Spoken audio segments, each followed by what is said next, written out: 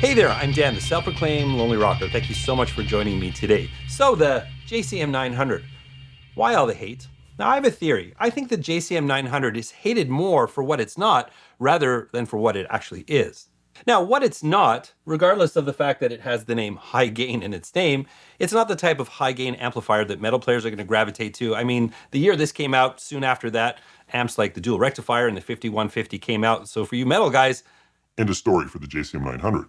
And for those who love the classic sound of a Marshall Plexi or a JCM800, well, it's not that either. Now what I think this amp really is a great utility amp, especially here in the studio. Now this particular one, because there was a number of iterations of the JCM900, this is the 50 watt high gain dual reverb, model number 4500. Now this is a 2-channel amplifier. You've got independent gain controls, independent volume controls, and reverb, and it has a shared EQ.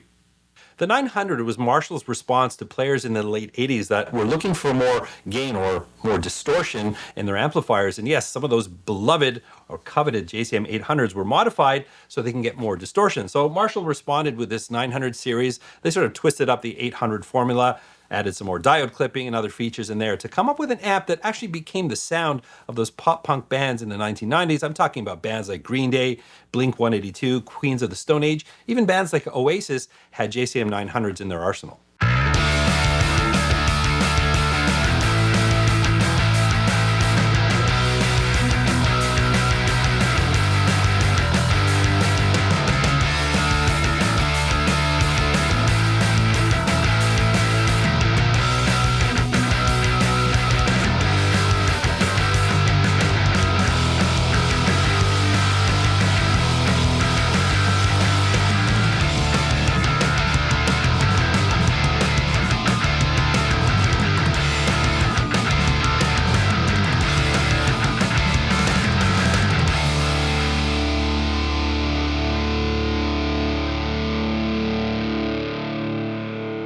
A popular misconception about the JCM900 is that it generates all of its distortion from diode clipping. Well, that couldn't be further from the truth. In fact, this particular 900 has been modified with the diode clipping removed from the input stage of the high gain channel. Now this is an all tube amplifier with 3 12AX7s in the preamp and 2 EL34s in the power section. And what you just heard there was all amplifier. I'm using this Norland era Gibson Challenger with Lawler P94s. I'm using the one in the bridge position directly into the high gain channel of the 900. Now I am recording direct with the SUR reactive load, and everything was double tracked but with minimal processing. A critical component of shaping your tone, of course, is your speaker cab choice.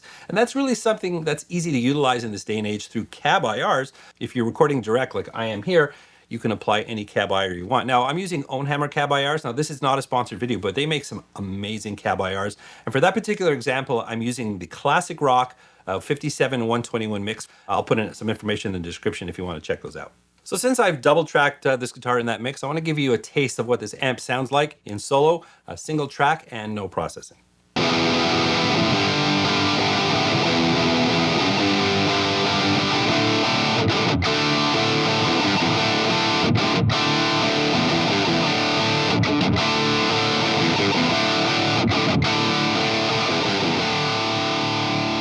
Now, I'm a little at odds on how best to showcase what an amplifier can do for you guys. Now, there's some thinking that you should just plug it into some random cabinet, stick a single microphone in the grill, so you at home can hear what it sounds like. But that's not how I utilize an amplifier. I mean, if you really want to strip it down, have you heard an amplifier without a speaker cabinet?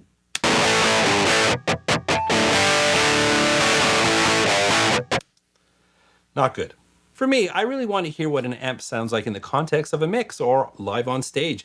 That's what these amps were meant to do. I mean, if you're sitting in your room playing an amplifier, you're going to hear things that we're typically not going to worry about when we're recording and mixing these amplifiers. In fact, some of those characteristics which don't sound great in solo might actually help to lift a guitar better in a mix. It's a different process. When I mix songs, I'm not mixing in solo, I'm mixing in context of the rest of the mix. So anyways, I want to demonstrate the range of this amplifier because that's one thing that I think is actually really great about the JCM900, at least this particular model. We've got 2 channels. We've got that, we'll call it higher or highish gain channel. The clean channel, you get some really brilliant clean tones out of this amplifier. And you can also push that clean channel into distortion with an overdrive or a boost pedal. So I'm going to demonstrate a little bit of that. And important to note that I'm using the reverb for all of the examples you're hearing. In a couple of cases, like the clean channel and the short guitar solo, I'm adding a little bit of delay in post. And there's a little bit of EQ just sort of to tuck that guitar into the mix, but not enough that's really changing the sound of this amplifier.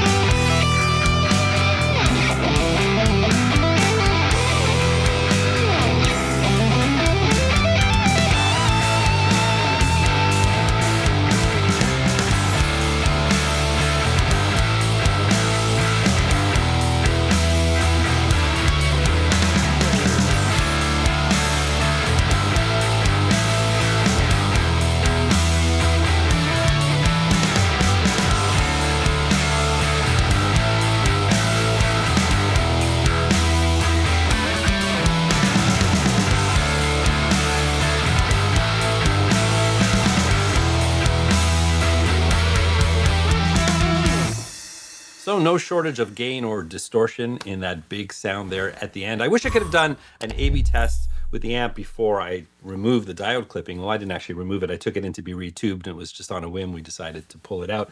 But still a very big and bold sound. Not an 800, certainly not, a modern high gain sound, but a very, very big. I still think it's a classic rock sound. Again, it depends how you handle it, what cab you pair it with. Those Ownhammer cab IRs, the Rockbox collection just gives you a ton of different options. So I showed you the different cabinets that I used. Guitars, Sir Classic T Deluxe Limited Edition was handling all of the clean tones. That was the middle position. And the Gibson Howard Roberts Fusion using the bridge position humbucker that handled pretty much everything else. For the solo, I was using the clean channel on the 900. I had the gain up quite a bit, and I gave it a little extra boost with this Para EQ Mark II pedal, but just using the boost. I didn't touch the EQ side of his pedal, so that was just a clean boost. Just another option, and I paired that with that creamback speaker from Ownhammer. All right, well, some of you wanted to hear these tones in isolation, so I'll give you a couple of examples.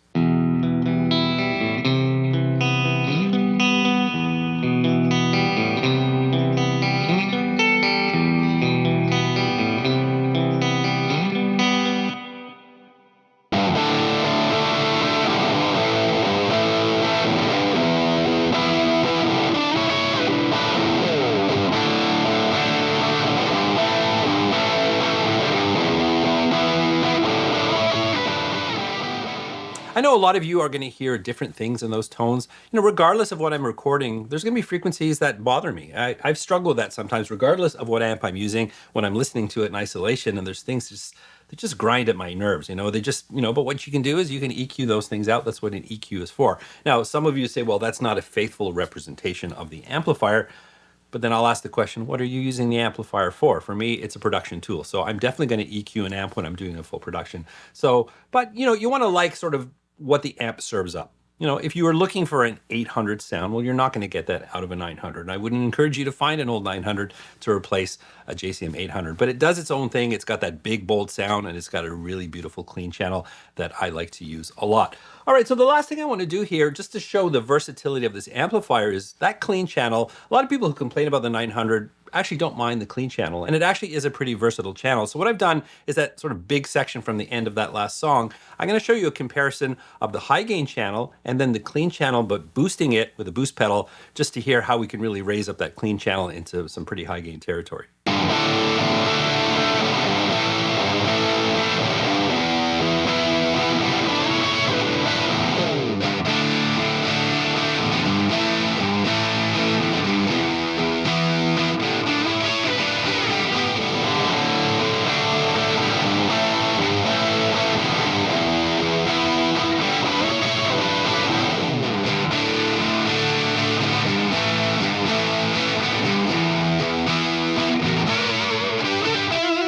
That's probably my favorite thing about this amplifier is that range of tones you can get from the clean channel, man. I love those chimey clean tones you can get. Plus you can push it with your favorite boost or overdrive pedals and get some pretty big and bold sounds. But overall, I think the JCM900 gets a bad rap. I get it. It's not a JCM800, and if you try to compare it to that, you're probably going to be disappointed. And if you take the name high gain literally and try and compare it to a modern high gain amp, well, you're also going to be disappointed because it's not that either. It's a JCM900, and I give you a little example of what it can do. But the secret sauce about this amplifier is that the fact that it's not that popular, you can actually pick up one of these on the used market for not a lot of money, at least in comparison to the cost of tube amps these days. Look on Reverb, you can see them between $800 and $1,200 depending on your currency. And that little modification that I did to the amplifier, well, I didn't do it, but my amp tech did. I don't think it costs more than $100, $150 to do that. So if you find the amp a little fizzy, perhaps, because that's one of the things that the diode clipping does, well, you could pull it out. Anyways, it's an option if you're in the market for a full-size tube amp, but you don't have the budget. Amps are really expensive these days. Anyways, I would love to hear your thoughts on this JCM900. Did you come into this video with some preconceived ideas of what the JCM900 was? Did I change your mind? Would love to hear your thoughts. Let me know in the comments. But if you did enjoy this video, please don't forget to like, subscribe, and ring that bell. And by the way, I did a video where I compared this 900 to a modern reissue of the JCM800. I'll put that here if you want to check it out. And remember, you don't need a band to rock and roll, and I'll catch you in the next one.